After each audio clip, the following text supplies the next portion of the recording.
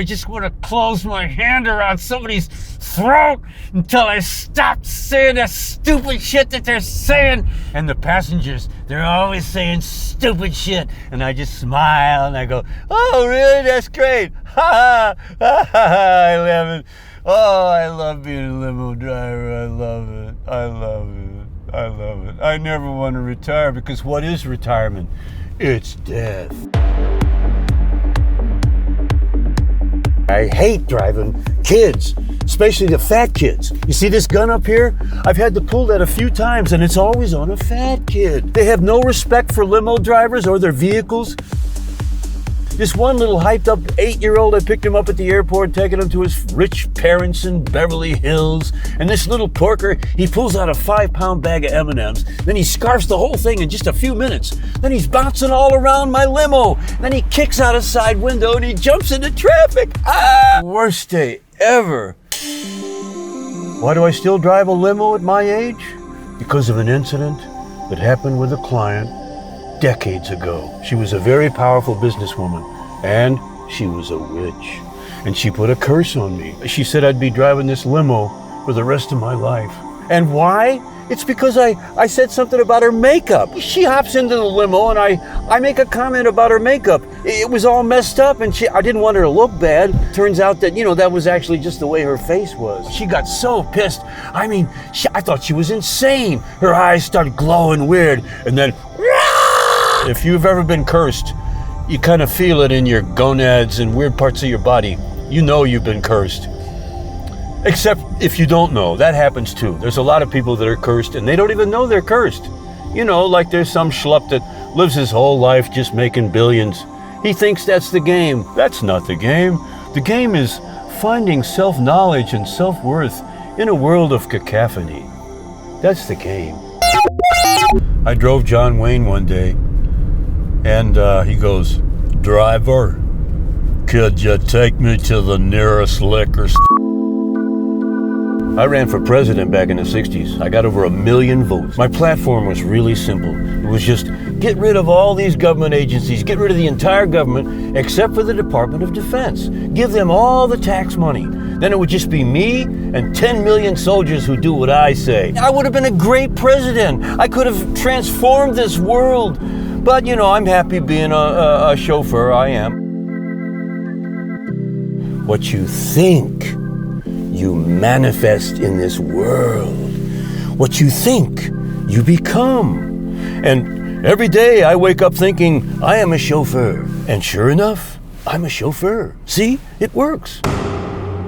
I drove Saddam Hussein in Switzerland to get plastic surgery and a new identity in the 90s. You see, he was sick of being a dictator.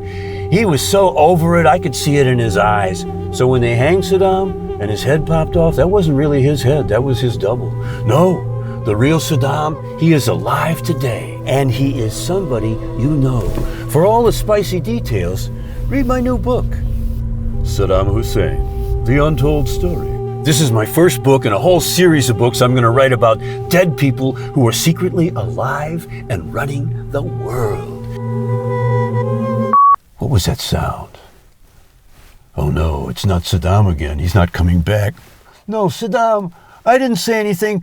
I didn't put it in the book. I didn't put that in the book. I didn't put that in.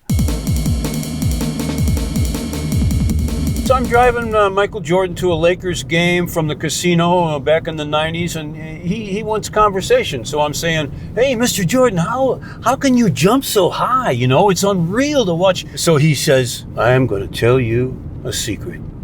And he reaches in his bag and he pulls out 2 cans of pork and beans. And he goes, I always eat 2 cans of Van de Kamp's pork and beans before every game. And he goes, No, I studied in the East with a master.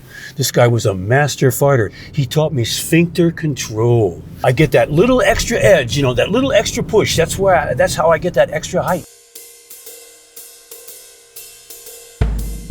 One day I was driving a philosopher, and he said something to me that I'll never, ever forget.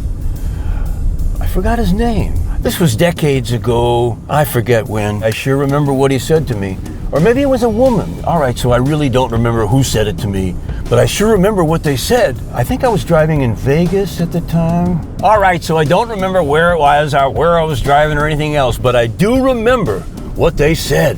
They said, beliefs are a prison for the mind. And I said, do you believe that? And he goes, absolutely. A lot of these things, they really don't hold up if you really think about them. Do unto others as you would have others do unto you. Think about that. Is that true for masochists? Come on, think about that. Masochists, do unto others? Come on.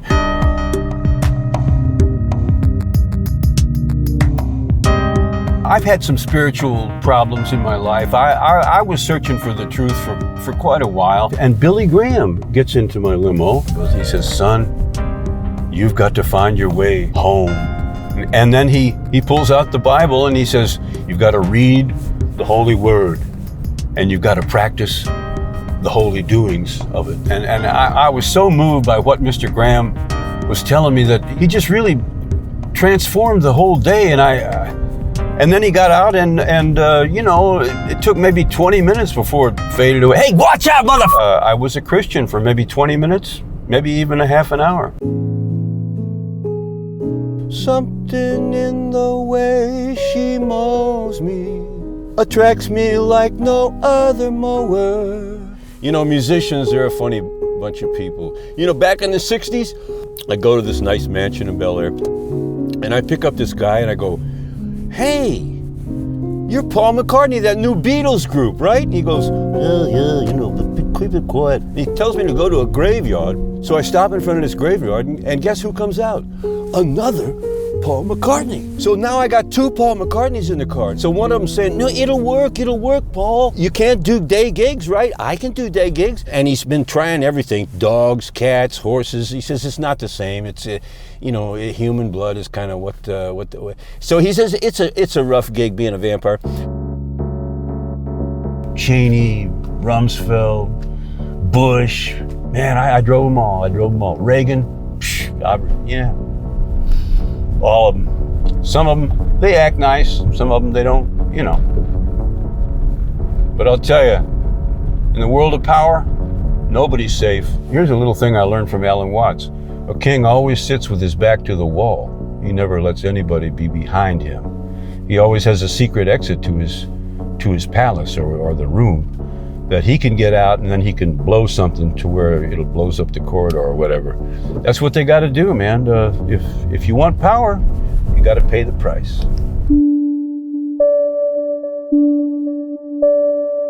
I wasn't always a chauffeur. I used to be a songwriter, but I never really successfully sold any of my songs. And I really thought that some of them were really very good. Like my Swamp song, what's up, Jim?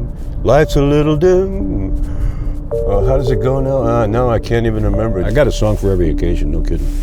I don't care what the occasion is, Your uncle dies and you hate him, I got the song for it, He's dead, you should speak good of the dead. So he's dead, good.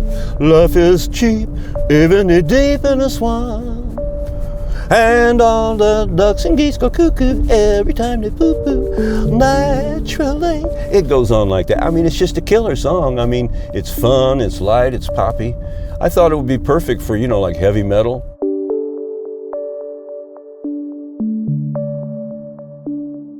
No U-turn signs. They're a big conspiracy to sell more tires, because you got to go miles before you can make a U-turn. And then when the places you finally can, you got to really scream around because there's always somebody on your tail. Whereas the U-turn, the places where you could make a U-turn, they don't let you, because they want to sell more tires, more gas, more wear on your car, helps the economy roll right along.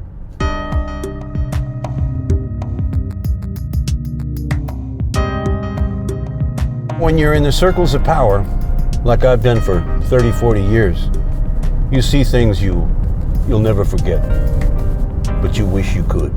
Because the cops, they know how things work. We, the people, not so much. The people, the sheeple, meh.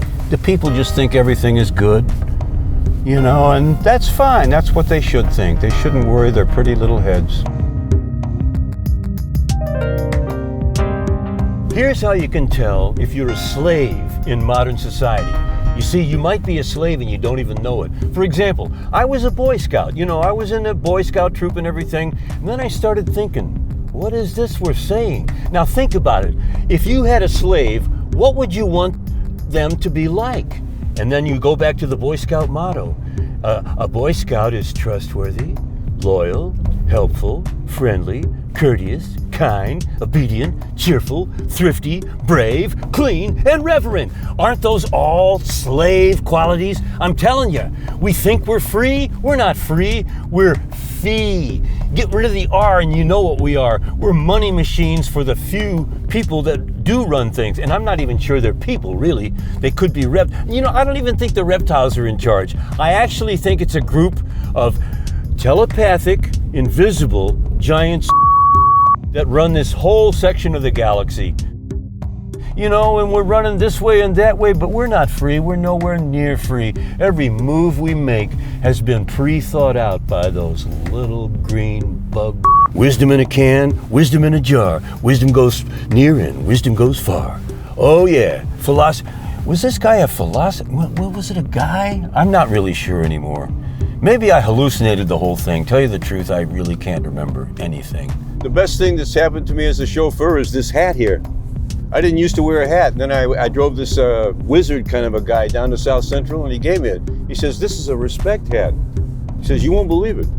So I start wearing it, and all of a sudden I always get my lane in the freeway and I never need to go to the bathroom and nobody's honking at me and everything opens up. It's perfect. You don't believe me? Look what happens when I take it off. Ah!